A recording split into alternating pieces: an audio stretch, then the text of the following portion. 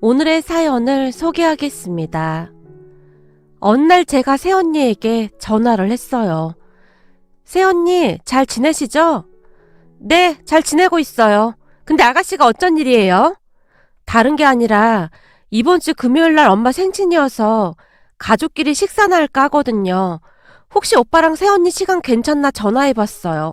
오빠한테 아무리 전화를 해도 받질 않아서요. 아마도 그이는 아가씨 전화 안 받을 거예요. 네? 제 전화를 안 받을 거라니요. 저 몰래 시댁 식구들끼리 수군대는 것 같길래 제가 기분 나쁘다고 했거든요. 네? 우리가 그랬던 적이 있나요? 제 기억에는 없는 것 같은데요. 그건 아가씨 생각인 거죠. 제 입장에서는 그이랑 어머니랑 아가씨랑 통화할 때마다 항상 신경이 많이 쓰였거든요. 아, 그랬다면 제가 사과드릴게요. 엄마랑 저는 혹시나 언니가 불편할까봐 오빠한테만 연락한 거거든요. 암튼 저는 시댁 식구들끼리 수군대는 게 진짜 싫었어요. 그랬다면 죄송해요. 제가 새언니에게 다시 한번 사과를 했는데요. 저는 그런 새언니의 행동이 도무지 이해가 되지 않았어요. 새언니의 성격 자체가 워낙 까칠해서 엄마랑 저는 되도록이면 새언니와의 연락을 피하곤 했거든요. 그랬는데 그 부분에 대해 오히려 불만이었다고 하니 제 입장에서는 황당할 수밖에요. 그러면서 문득 옛날 일이 떠올랐는데요. 오빠와 새언니가 결혼을 한 후 오빠랑 연락이 되지 않아 엄마가 새언니에게 전화를 한 적이 있었는데 새언니가 오빠를 엄청 나무란 모양이었어요. 어머님 왜 나한테 연락을 하고 그래? 내가 전화를 안 받아서 그런 모양인데 왜? 엄마가 뭐라고 했어? 아니 그런 건 아닌데 요즘 며느리한테 이렇게 연락하고 그러면 개념 없는 시어머니인 거야. 난 그렇게 고리타분하게 살고 싶지 않거든? 그니까 자기가 잘 좀 말해놔. 난 괜시레 얼굴 붉히고 싶지 않으니까. 라는 말을 했다고 했으니까요. 그 뒤 우리는 새언니에게 일체 연락을 하지 않았습니다. 그랬기에 새언니의 행동이 전혀 이해가 되질 않았어요. 가만히 생각해보니 새언니는 우리 가족들과 연을 끊고 살고 싶었던 게 아닌가 싶네요. 한마디로 우리가 오빠나 새언니에게 연락하는 게 그냥 싫었던 거죠. 그날도 제가 엄마 생신 때문에 오빠한테 몇 번이나 전화를 했지만 오빠가 전화를 받지 않아서 어쩔 수 없이 새언니에게 전화를 했던 것인데 새언니가 그런 말을 하니 제 입장에서는 기분이 상할 수밖에 없었는데요. 제가 새언니의 마음을 짐작한 채 조용히 말했어요. 그럼 엄마 생신은 우리가 그냥 챙길게요. 신경 쓰지 마세요. 어머, 아가씨 말이 참 그렇네요. 네? 그게 무슨 말씀이시죠? 그렇잖아요. 굳이 이렇게 전화까지 해놓곤 그냥 신경 쓰지 말라니요. 그게 더 웃긴 거 아닌가요? 새언니, 정말 죄송한데요. 제가 머리가 나빠서 그런지 모르겠는데 전 새언니 말이 잘 이해가 되질 않아서요. 그럼 제가 어떻게 해야 할까요?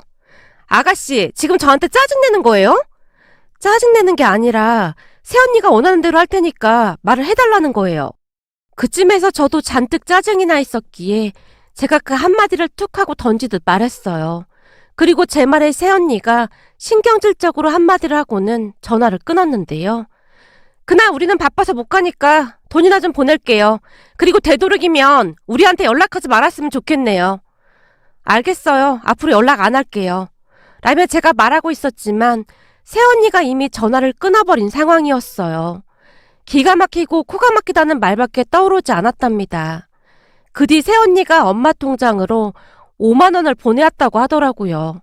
거기다 더 기가 막힌 것은 엄마 생신임에도 불구하고 오빠까지 전화 한 통도 없었어요.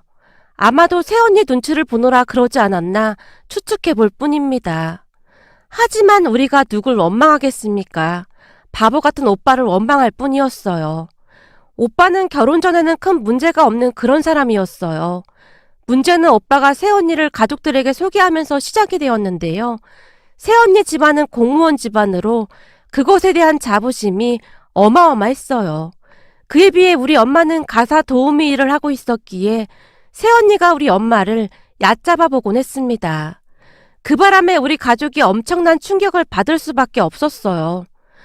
어머님, 제가 듣기로는 아버님은 학교 선생님이셨다고 들었는데 어머님은 어쩌다가 가사 도우미를 하게 되신 거예요? 라는 말도 서슴지 않고 했거든요.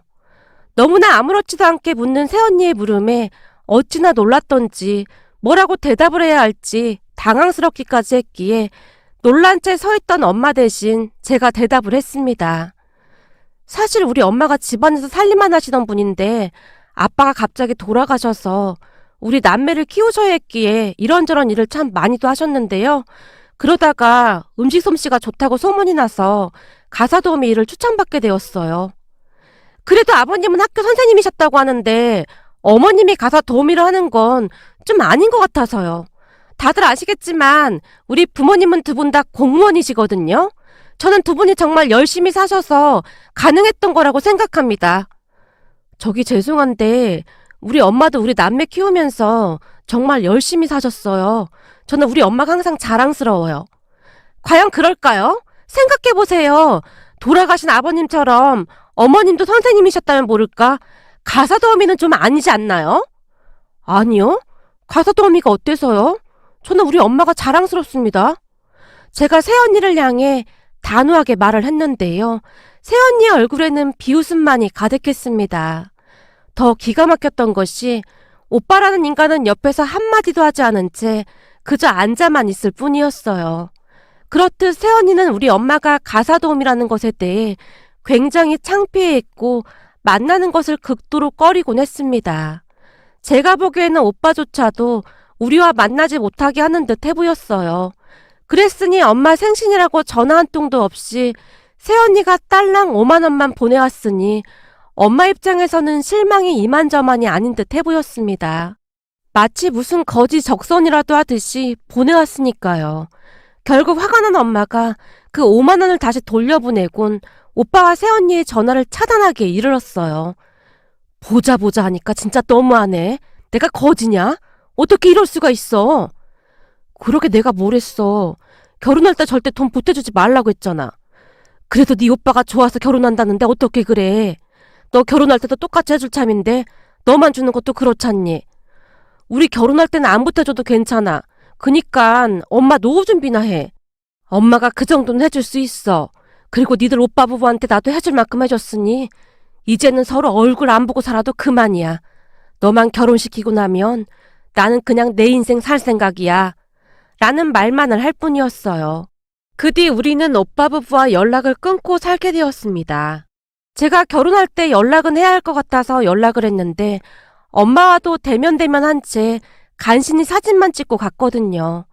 다만 우리가 결혼을 한 뒤 엄마를 자주 찾아뵙고 챙기고 있었어요.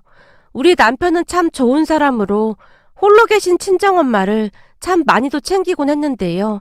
엄마 또한 우리 남편이 아들보다 더 편한 모양으로 무슨 일이 있을 때마다 남편과 상의하곤 했습니다. 남편이 은행에 다니고 있었기에 더욱 그러지 않았나 싶습니다. 그러던 어느 날 엄마가 우리 부부를 친정으로 불렀어요. 제가 무슨 일인지 몇 번이나 물었지만 엄마는 그저 집으로 오라는 말만을 할 뿐이었어요. 그렇게 퇴근을 한 뒤 남편과 함께 친정으로 갔는데요. 우리를 보자마자 엄마가 떨리는 목소리로 말을 했어요. 저기 말이다. 내가 일하는 집의 사장님이 나한테 주식인가 뭔가를 주시겠다고 하는데 이걸 내가 받아도 되는 건지 모르겠다. 주식? 그게 무슨 말이야? 엄마가 그분 회사 직원도 아닌데 그걸 왜 엄마한테 준다고 하는데? 그러게 말이야. 나랑 운전기사 정기사님 둘한테 준다고 하더구나. 뭐? 진짜 이상하네. 엄마 그동안 그 집에서 가사도우미 하면서 이상할 정도로 돈도 많이 받고 그랬잖아. 근데 그 회사 주식은 왜 준다는 거지? 난 보너스라고 엄마한테 막 돈 줄 때부터 좀 이상하다는 생각도 했어. 무슨 보너스를 그렇게나 많이 줘? 아니지. 가만히 생각해보니까 그 집 주인, 아니 그 사장님이 처음부터 엄마를 꼭 찝었다는 것도 이상했어. 그거야 내가 일을 잘한다는 소문을 듣고 그랬다고 하잖니. 엄마, 요즘 세상이 어떤 세상인데 생판 모르는 남한테, 그것도 가사도우미한테 돈을 막 퍼주겠어? 생각해봐. 엄마 전에 일하던 집보다 지금 일하는 곳이 일도 조그맣고 돈을 훨씬 많이 주잖아. 근데 그 회사 주식까지 준다고? 이건 뭔가 이상해. 그 사람 사기꾼 그런 거 아니야? 그니까 그동안 엄마한테 미끼를 던졌던 거지. 잘 생각해봐. 혹시 주식 줄 테니까 돈을 얼마 투자해라. 그런 말은 없었어? 아니, 그런 말은 없던데. 그냥 나랑 정 기사님이 그 집 할머니를 너무 잘 챙겨줘서 고마워서 그런다고 하던데. 그리고 사장님 회사 그렇게 작은 회사 아니야. 엄마 그 집에서 별거 하는 것도 없다며. 음식 조금 하고 청소하고 그 집 할머니 말벗 해주는 게 전부라며. 근데도 돈은 다른 집보다 훨씬 많이 주고. 뭔 꿍꿍이가 있는 게 분명해. 그런가? 근데 아무리 봐도 사장님도 그렇고 사모님도 그렇고 참 착한 사람들 같던데. 엄마, 사기꾼이 얼굴에 나 사기꾼이다 라고 써놓고 다니는 거 봤어? 원래 사기꾼들이 더 착하게 생기고 그런 거야. 거기에 깜빡 속아서 사기를 당하는 거라고. 그런가? 하긴 나도 좀 뭔가 이상하긴 했어. 아니 나한테 주식을 왜 주냔 말이야. 정 기사님이야. 사장님과 아는 사이라 이해가 되지만. 뭐? 정 기사님이 그 집 사장님하고 아는 사이였어? 그게 정 기사님은 사장님 친한 친구분 아버님이라고 하더구나. 그래서 사장님이 정 기사님한테 그렇게 깍듯할 수가 없어. 정 기사님도 별로 하는 것도 없는데 돈을 너무 많이 받는 것 같다고 그러더라고. 진짜 이상한 사람이네. 대체 뭔 꿍꿍이가 있는 거야? 당신 생각은 어때? 뭔가 이상하지 않아? 제가 남편에게 물었는데요. 그러게, 뭔가 좀 이상하긴 하네. 요즘 세상에 그런 사람은 나도 처음이네. 남편도 뭔가 이상하다는 듯이 고개를 갸우뚱거리고 있었어요. 자네 생각도 그렇지? 뭔가 이상하긴 하지? 네, 저도 좀 이상한 것 같아 보이긴 합니다. 장모님, 혹시 그 사장이란 사람 전화번호 좀 있어요? 제가 한번 만나보는 건 어떨까 싶은데요. 자네가? 그래주면야 나는 좋은데 자네 바쁜데 미안해서 그렇지. 아닙니다. 그게 뭐 어려운 일이라고요. 그럼 그 사장님이란 사람한테 제가 전화해도 되는지 한번 물어봐 주세요. 회사 오너가 저 같은 사람 만나려고 할지는 잘 모르겠지만 괜찮다고 하면 제가 통화하고 한번 만나보겠습니다. 알겠네. 그럼 내가 내일 가서 한번 물어봄세. 남편의 말에 안심이 됐던 것인지 엄마의 표정이 한결 편안해 보였습니다. 그렇게 며칠이 지났을까요? 얼마 뒤 남편이 제게 그 사장님을 만나러 가겠다고 했어요. 내가 가서 잘 확인해보고 올 테니까 너무 걱정하지 마. 당신이 있어서 얼마나 다행인지 모르겠어. 항상 신경 써줘서 고마워. 무슨 그런 말이 있어. 가족인데 당연한 거지. 아무튼 당신도 너무 걱정하지 마. 남편이 몇 번이나 저를 안심시키고는 그 사장님을 만나러 갔습니다. 그런데 사장님을 만나고 온 남편의 입에서 충격적인 이야기가 쏟아져 나왔는데요. 사장님과 이야기를 하던 도중 너무나 놀란 남편이 입을 다물지 못할 정도였다고 하네요. 남편과 그 사장님 이야기를 요약해보면 다음과 같았습니다. 그 사장님과 약속을 하고 한 카페에서 그 사장님을 기다리고 있었다는데요. 생각보다 젊어 보이는 한 남자가 남편에게 다가왔답니다. 안녕하세요. 김숙희 여사님 사위분 되시죠? 아, 네, 안녕하세요. 그동안 숙희 여사님이 사위분과 따님 사진을 보여주시면서 자랑을 어찌나 많이 하시던지 한눈에 알아봤습니다. 우리 장모님께서요? 뭐 잘해드린 것도 없는데 장모님께서 워낙 좋게 봐주셔서요. 아닙니다. 얘기 들어보니 숙희 여사님께서는 사위가 아들이나 다름없다고 그러시더라고요. 과찬의 말씀이십니다. 남편이 쑥스러운 듯 머리를 긁적였다는데요. 사장이란 사람은 남편이 생각했던 것보다 인상이 훨씬 더 좋더랍니다. 워낙 맑게 보이는 눈동자 때문이었는지 모르겠지만 그냥 딱 봐도 선한 사람이구나 라는 생각이 들 정도였다고 했으니까요. 남편을 향해 시종일관 미소 짓던 사장님이 먼저 입을 열었다는데요.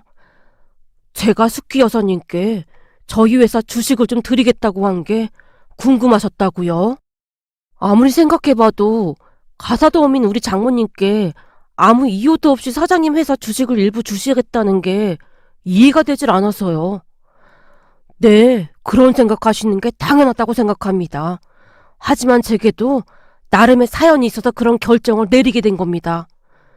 혹시 그 사연에 우리 장모님이 관련되어 있는 건지 여쭤봐도 될까요?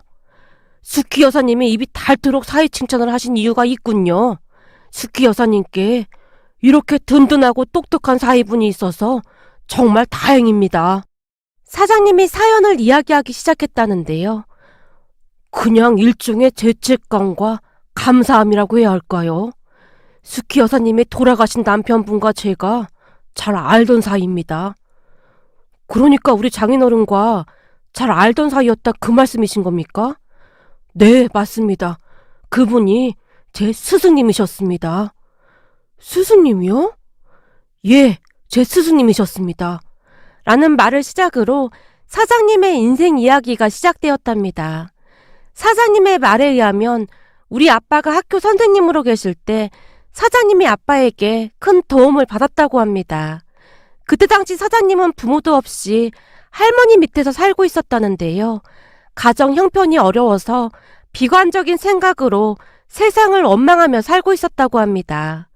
그랬기에 모든 것에 다 불만일 수밖에 없었다고 하네요.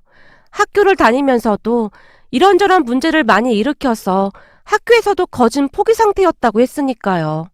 하지만 우리 아빠만은 달랐다고 합니다. 고등학생이던 사장님이 문제를 일으킬 때마다 수업이 다 끝나고도 집에 보내지 않았다고 하는데요. 사장님에게 읽을 만한 책을 주고는 교실에 남아 그 책을 읽으라고 했다네요. 대신 아빠도 그 옆에 앉아서 다른 책을 읽으며 같이 있어줬고요. 책과 함께 간식거리도 챙겨서 같이 먹으면서 말이죠. 처음에는 많이 어색하고 어쩔 줄 몰라 하던 사장님이 책을 읽는 둥 마는 둥 대충대충 읽어넘겼다고 하는데요. 시간이 지나면 지날수록 책 읽는 게 그렇게 재미가 있어지더랍니다. 특히나 아빠가 골라준 책들은 어려운 환경 속에서도 크게 성공한 사람들의 이야기가 많았다고 하는데요. 살면서 자신이 가장 불행한 사람이라고 생각을 하며 살던 사장님에게 신선한 충격이었다고 하네요.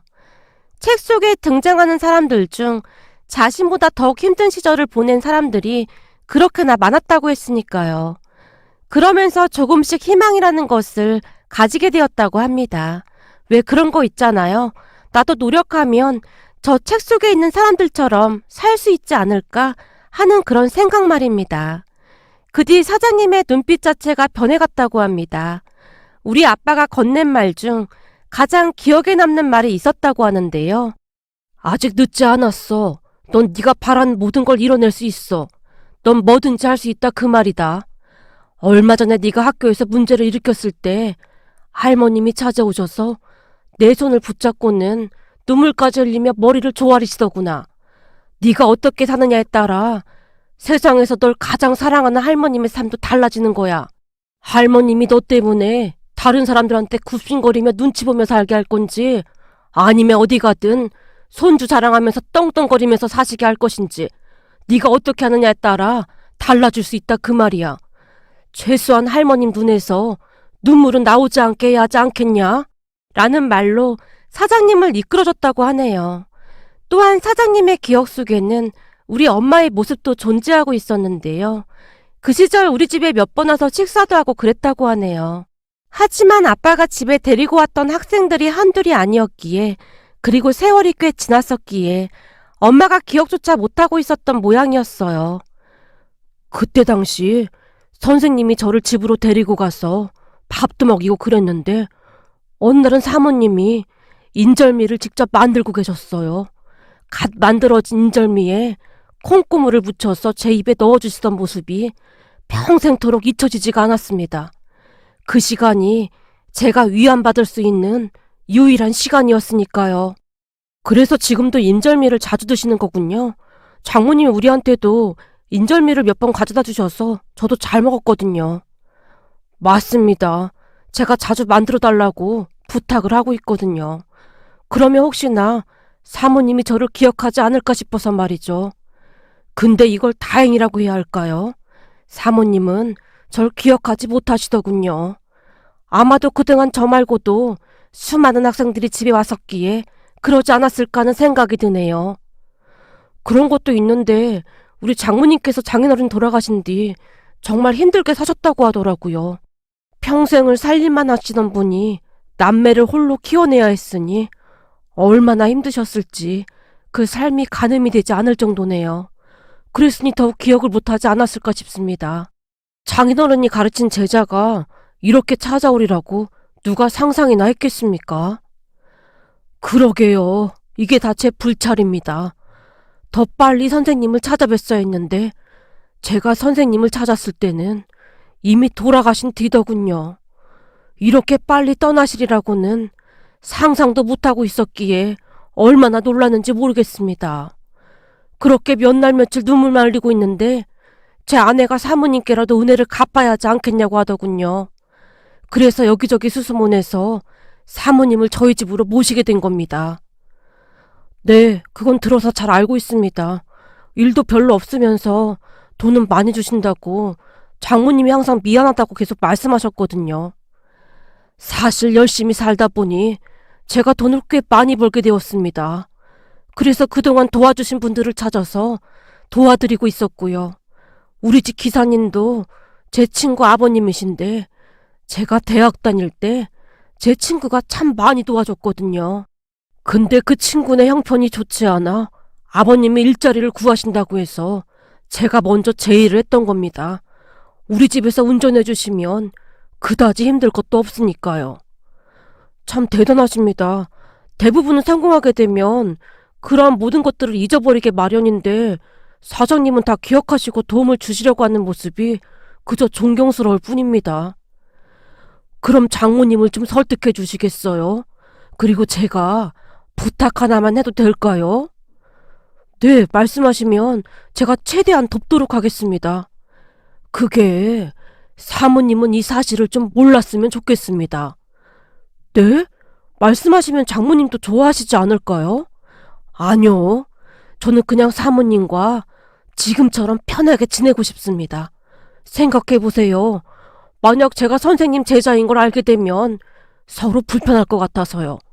제가 주식을 드리는 이유도 잘 둘러대 주셨으면 좋겠습니다.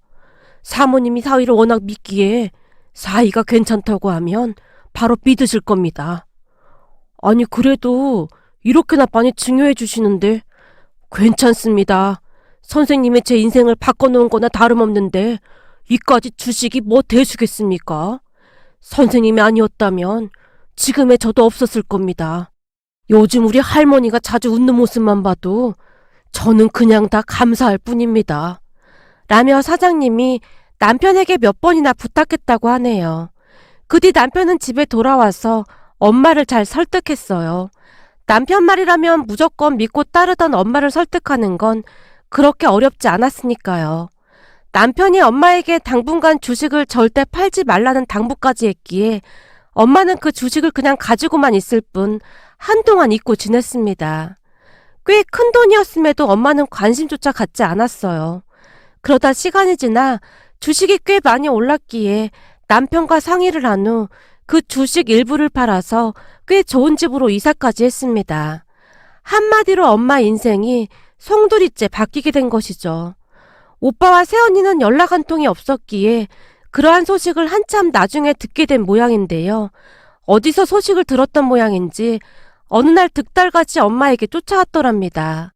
집을 둘러보던 새언니가 눈이 휘둥그레진 채 물었다네요.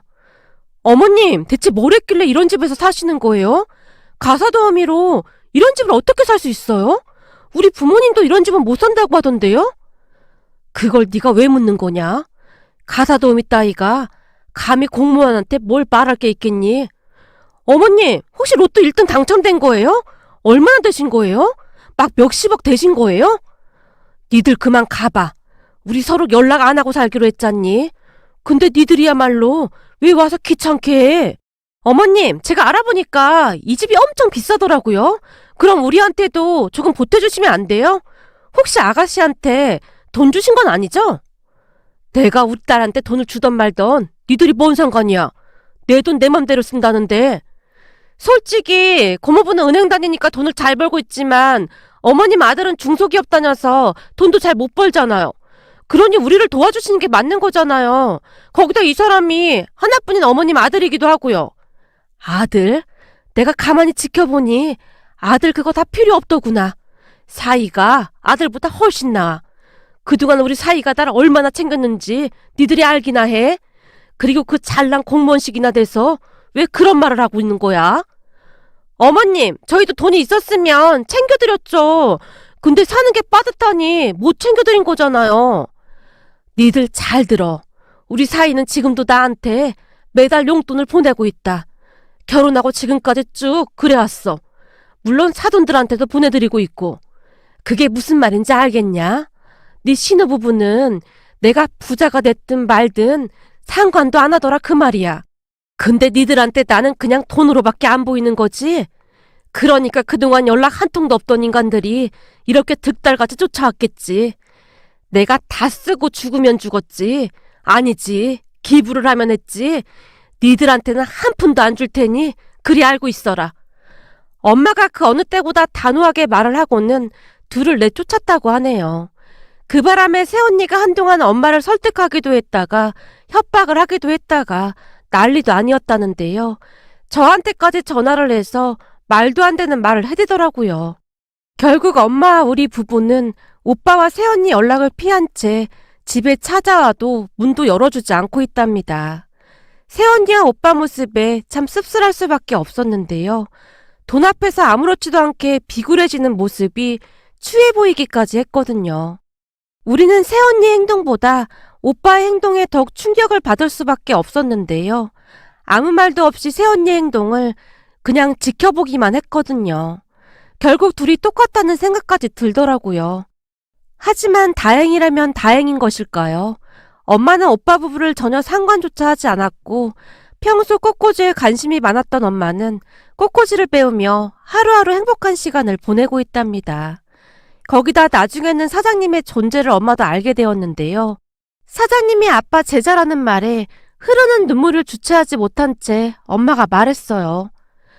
세상에나 사장님이 그 인절미를 받아먹던 그 학생이었다 그 말이요? 비록 우리 남편이 짧은 생을 살다 가긴 했지만 제자들이 이렇게 잘 돼서 정말 다행입니다. 아마 우리 남편도 하늘에서 웃고 있을 겁니다. 라는 말을 하며 사장님께 몇 번이나 감사 인사를 했는지 모르겠습니다. 비록 지금은 가사도우미 일은 그만뒀지만 사장님과도 꾸준히 연락하며 지내고 있어요. 그냥 가족같이 지내고 있다는 말이 맞겠네요. 명절 때도 그렇고 수시로 만나면서 즐거운 시간을 보내고 있거든요. 사장님은 우리 아빠 제사에도 가족들과 함께 꼬박꼬박 찾아오시는데요. 마치 아버지 제사를 챙기듯 정성을 다하고 있습니다. 그렇게 우리는 잘 지내고 있고 오빠와 새언니는 그냥 없는 셈 치고 살고 있답니다.